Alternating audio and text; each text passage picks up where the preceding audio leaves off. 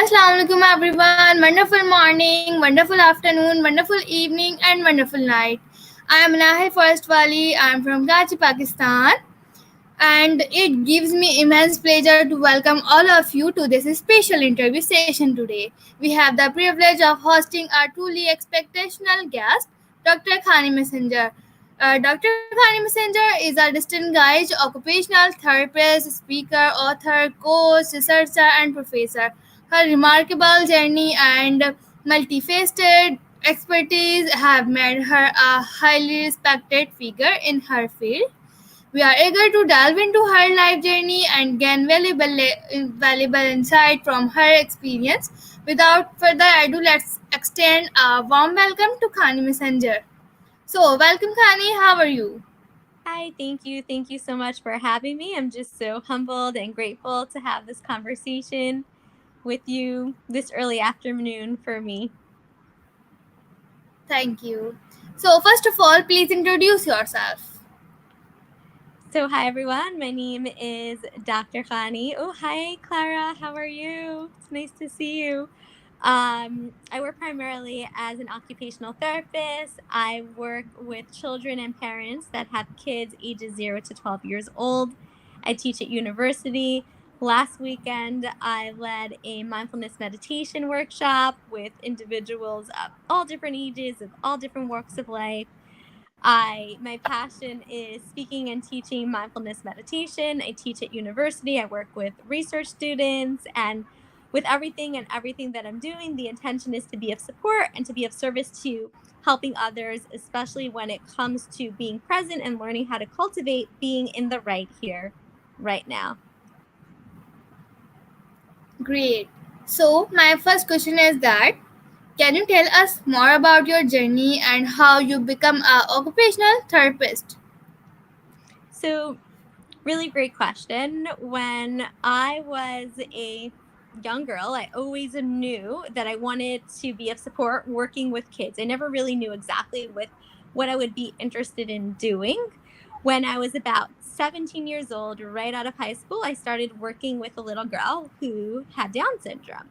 And I would take her to occupational therapy, physical therapy, speech therapy. And I saw the way she interacted with all the providers. It was really fun and playful. And what really stood out to me was occupational therapy. Really creative, really out of the box, ultimately, to a certain degree, playing to be able to work with children. I was like, this is something that I want to do. Originally, when I was in my undergrad, I was very interested in nursing. And once I learned a little bit more about the field and the logistics surrounding it, talking to other people, I was like, this is a really great profession. It's not something for me. And then I ultimately, through working with this little young girl, I fell in love with occupational therapy, and my journey kind of went from there of making sure to have the prereqs, the courses that I needed in order to go into a graduate occupational therapy program. I completed that, I did that, and it kind of really just transpired from there. Wonderful. Okay, let's move on. Next question. Okay, what inspired you to specialize in occupational therapy? Were there any personal experiences or influential figures in your life? So, when I originally was interested in occupational therapy, it was really to be of support and be of service to the little girl and to just be of service to kiddos initially. That was the intention.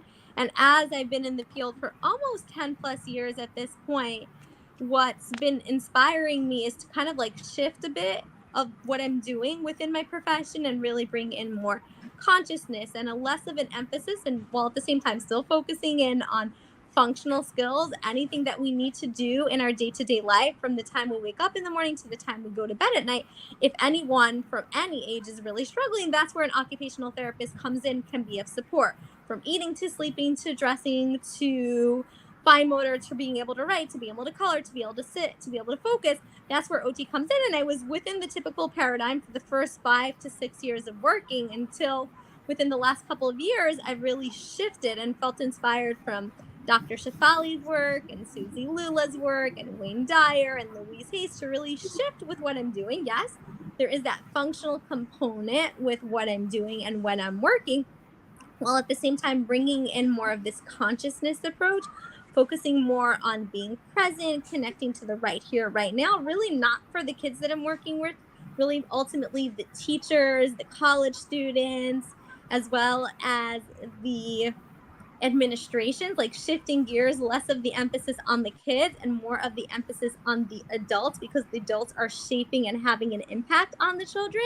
So over the years, Dr. Shafali and Susie Lula utilizing their approach as a way to bring in and focus a lot more on connection between the teacher and the child, the connection between the parent and the child, and shifting gears so that I'm able to help cultivate that foundation, which is needed for relationships. It's needed for connection socially and intellectually and academically. So I've been honing a lot more on that aspect, while at the same time I'm working on skills that are needed for kiddos to be successful in the school, the home, and the community environment as well. And it's the utmost intention, again, is to be of support and to be of service to parents, to kids, so that they can achieve what they're intended to be able to achieve by tapping into their innate potential.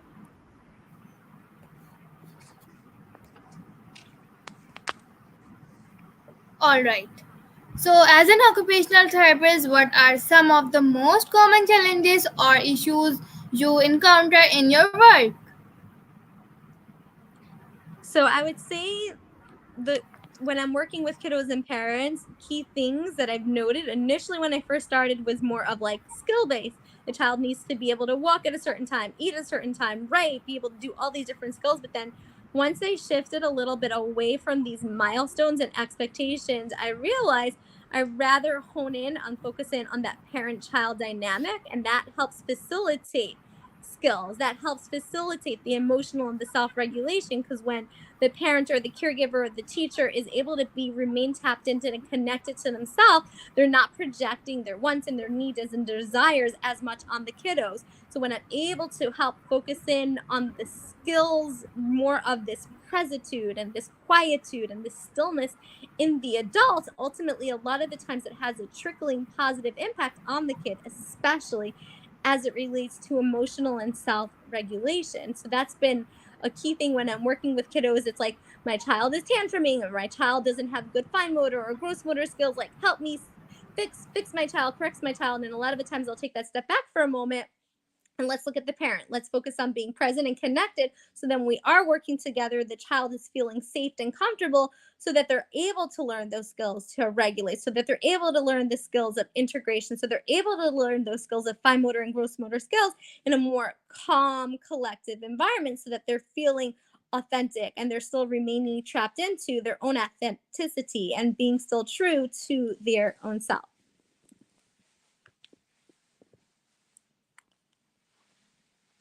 Yes. Could you share a particularly memorable or rewarding experience had as an occupational therapist? I would say with everything that I'm doing and pretty much every session, working with kids, working with parents, like there's like just doing that in itself is so rewarding. The smile, the excitement, the laugh, the meeting of the skills, the tantrums, the good, the bad, and the all arounds. All of these moments during these sessions are so like brilliant and so spectacular. Like right before our conversation, working with a little boy, and he was on like his scooter and his little scooter board, and intentionally him like going really fast and high-fiving his mom, and intentionally like him laughing and giggling. That in itself brings me so much joy, seeing that parent child high five, the interaction and the love and the giggles surrounding that. That is just so rewarding and so meaningful. At the same time, when a child is having a meltdown and they're tantruming, and a parent is maybe always wanting to fix or correct and cuddle and help and make sure that the child is okay, when the parent is able to be like, okay, labeling the feeling, okay, my child is having a tantrum, I'm going to take that breath before I'm going to discern and decide what to do. And maybe it's I'm providing that space for my child to have that meltdown. Maybe I'm going and I'm giving my child a hug if that's needed. I'm going to discern and decide rather than automatically, instantaneously reacting and responding to what's happening. Learning how to cultivate the pause to discern. That's another element when it's like the down in the dirty part of when there's poop all over or the house is really messy. That's also like a favorite, not favorite in the part of like, oh my gosh, like favorite in this part of like how can I help learn and grow? How can I help shift and allow and teach and hone in on being in the right here, right now with the parent and the child when there's that down and dirty and when there's also the fun and exciting and playful times too. It's like learning to ebb and flow with all of the situations and all of whatever shows up during our session, which is what we did this morning. Wonderful. So, how do you integrate your roles as a speaker, author, coach, and researcher with your work as an occupational therapist?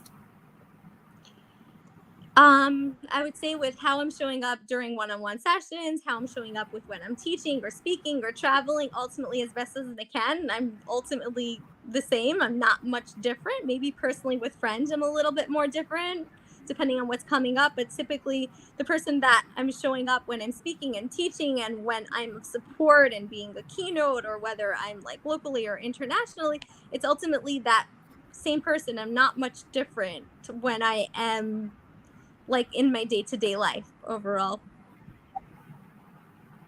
Like All what right. you see is like what you get for the most part. Yes, you are right. So, what motivates you to become a professor or in occupational therapy? How do you balance your academic responsibilities with your clinical practice?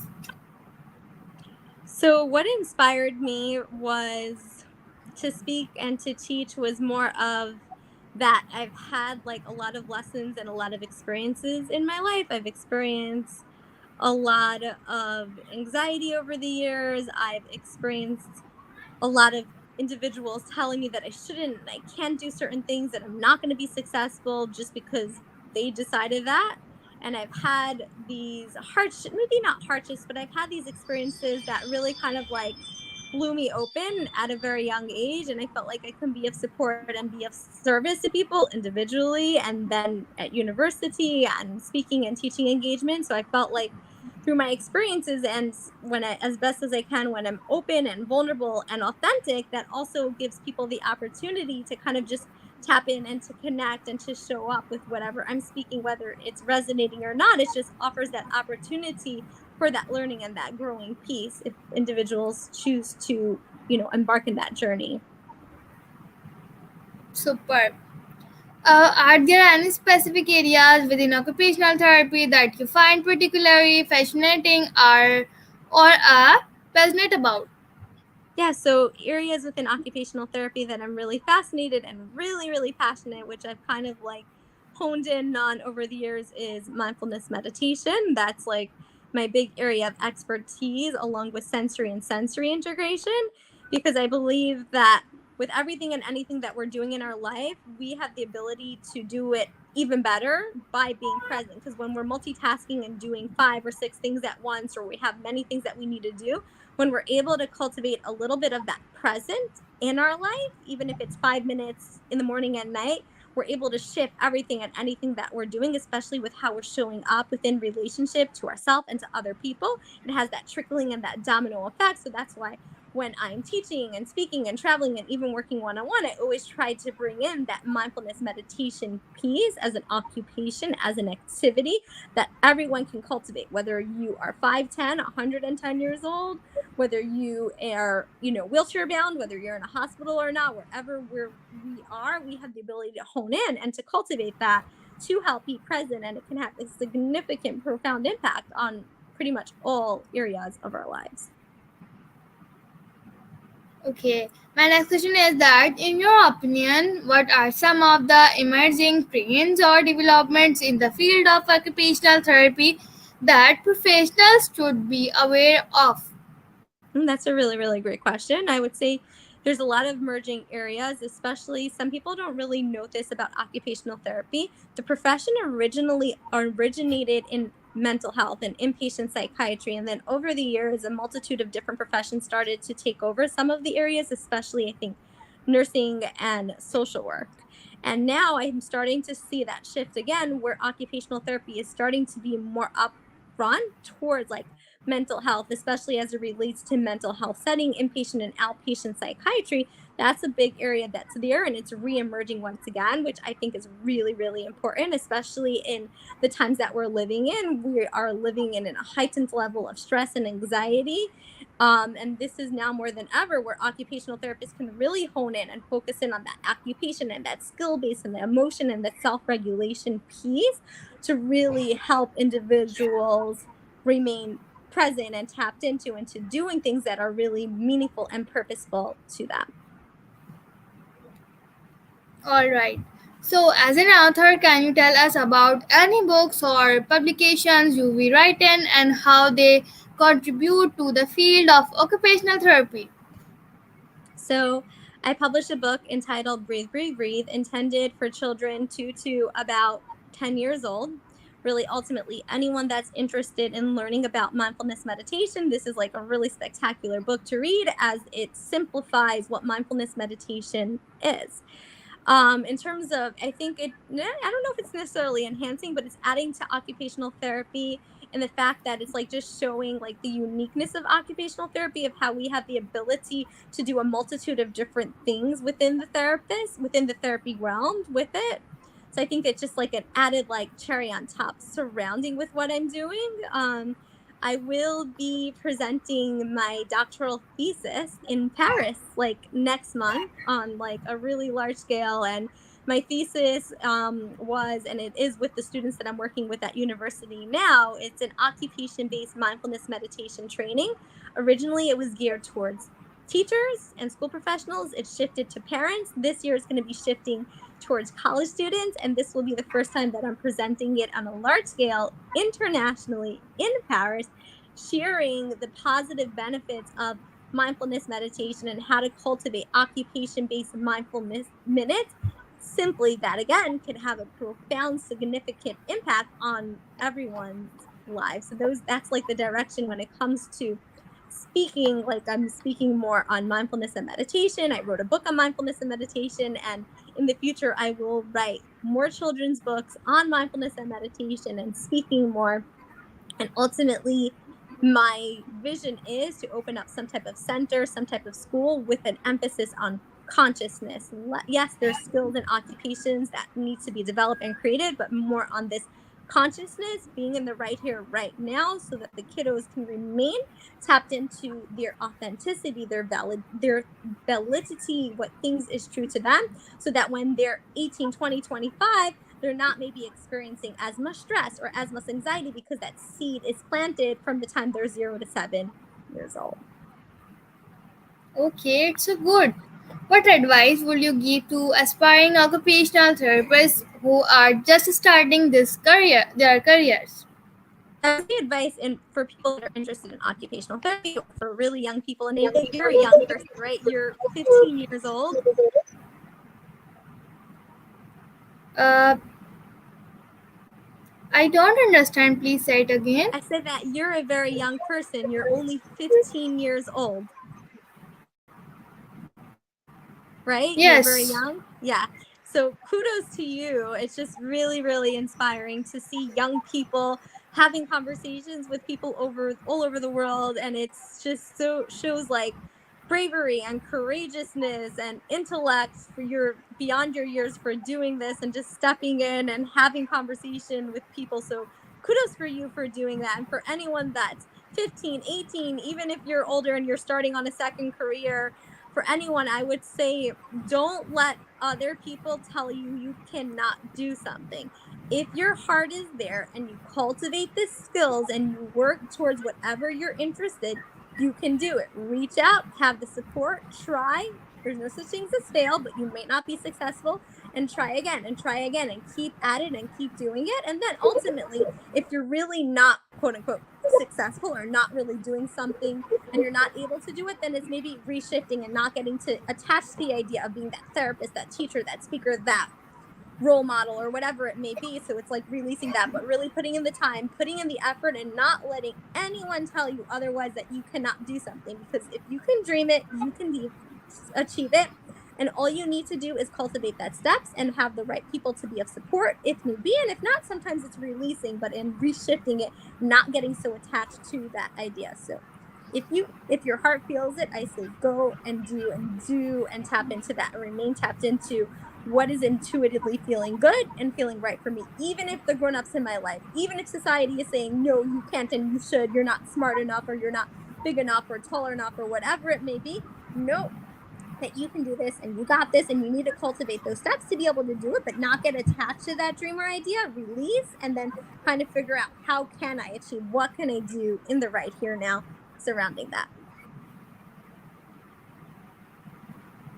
Th- Thank you for your advice. So my next question is that can you tell us more about the city where you reside, New York? What are some unique aspects or attractions of the city that you enjoy? I love it. By the way, did you come up with these questions? I love it. They're so nice, beautiful, simple. So kudos for you for these beautiful questions. So I currently live primarily in New York City. On my Facebook profile, and I know we were messaging prior, it says Mount Abundance, which is a place that I strive to live in, a place of abundance. And it's always a work in progress, day in and day out, moment by moment. But I do live in New York, very close to New York City.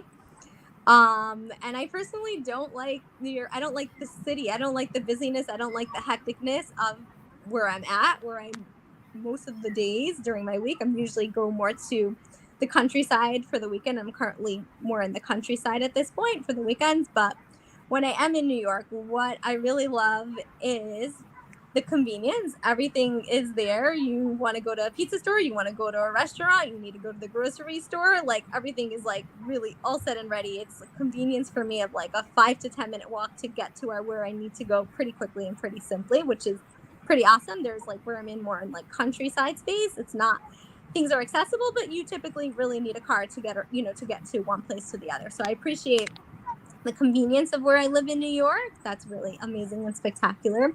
And my favorite things about New York, it's really the city never sleeps, and it really, really doesn't, especially the summer and the winter time. I can hop on a train, head to the city, and go to Times Square, or go to the Highline Park, or go to Central Park, or go to a Broadway show, because there's always something that's happening there.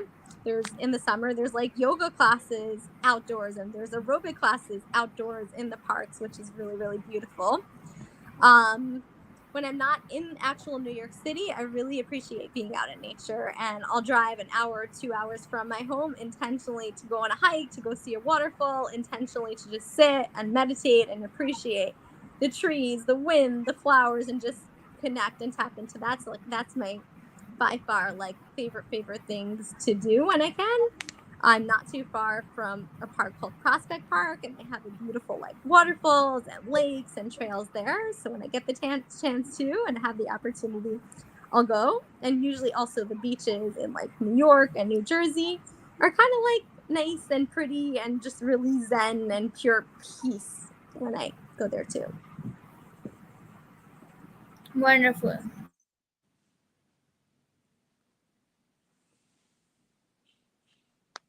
Stories. Okay. My next question is: can you share any interesting stories or experiences from your travels in New York or other countries that have left a lasting impression on you?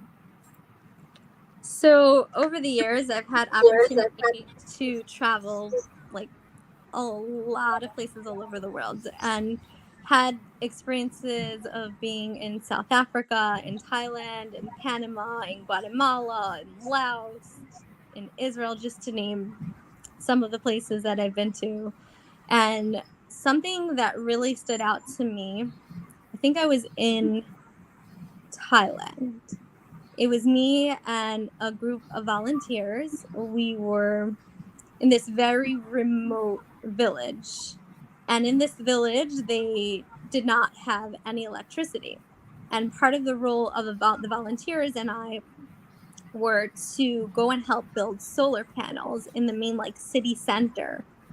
And I just found it really like humbling to be able to be in this area.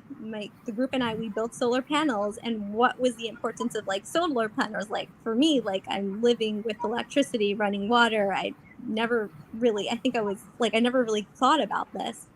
and they were saying how the kids, they don't have the ability to be and play outside because there's no light, and by us volunteers building the solar panels, it just gives the opportunity for the kids to be able to play and have light to be able to play. So that was just like an experience of being able to be of support, knowing that it's having an impact on these 100 to 200 kids in this community was really like magical and inspiring. And when we were in the community, even though I wasn't speaking the language, we were playing soccer and football, and we were jumping and dancing and doing music. And it was just the connection with the kids, even though the language is not necessarily there, but non-verbally, we didn't even need to have the language to experience so much fun and playfulness with them. And to see how connected these kids were and how excited, even though maybe they're not having much, they're not having running water, they're not having the top this phone or that phone or technology, yet they're so tapped into nature, like loving to run barefoot and getting an apple out of the tree and kicking the soccer ball and just connecting with the local volunteers. That was like a really priceless experience for me. Great, mashallah. How do you balance your love for nature and exploration with other aspects of your life, such as work or personal commitments? It's Sorry. definitely a work in progress, and it's definitely been something that I'm working on these moments in time, because I love what I do. And then sometimes that balance of like working and doing a lot and having limited opportunity to take care for myself. So if you're like, my schedule typically is I'm working Sundays in the morning for a couple hours, Fridays in the morning, just a couple hours. And then I'm working a full Monday, Tuesday, Wednesday, like almost 12-hour days. At this point, it's going to shift because the school year is ending in New York, but my off day is usually Thursdays, and sometimes the busyness can trickle over to that Thursday, and that cultivating of that balance of working with research students, working one-on-one with students at a school, and on top of that having virtual clients in the evening. Sometimes that fine line of that balance is not quite there, and then I'm like, okay, I need to take a break, or I need to take that day off, and I really need to make sure that my Thursday is a day of really me doing to limited no work and just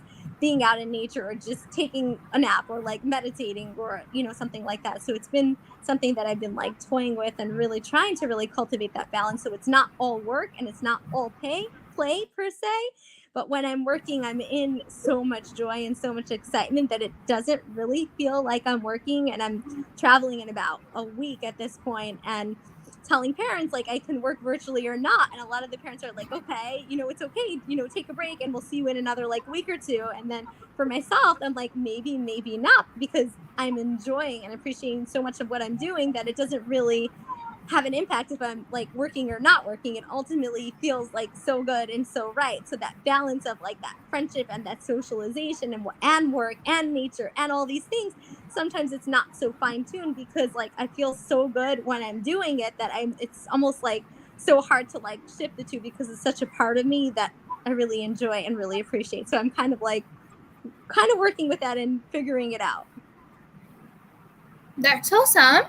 Thank you, Dr. Chanie Messinger, for taking the time to share your insight and experiences with us today. Your journey as an occupational therapist, a speaker, author, coach, researcher, and professor has been truly inspiring. Your dedication to your work and passion of nature exploration is commendable. We are grateful for the valuable knowledge and wisdom you have shared with us to our audience. So thank you so much for joining us and being a part of this enriching interview session. We hope that you have gained valuable insights and inspiration from Dr. Khani Messenger journey. Remember to apply this learning to your own lives and pursuits. Wishing you all continued success in your endeavors, and may your love or natures and exploration continue flourish.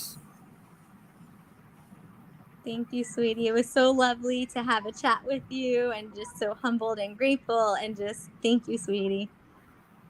Thank you so much. Thank you so much. So, Allah Hafiz. Bye bye. Have a wonderful day.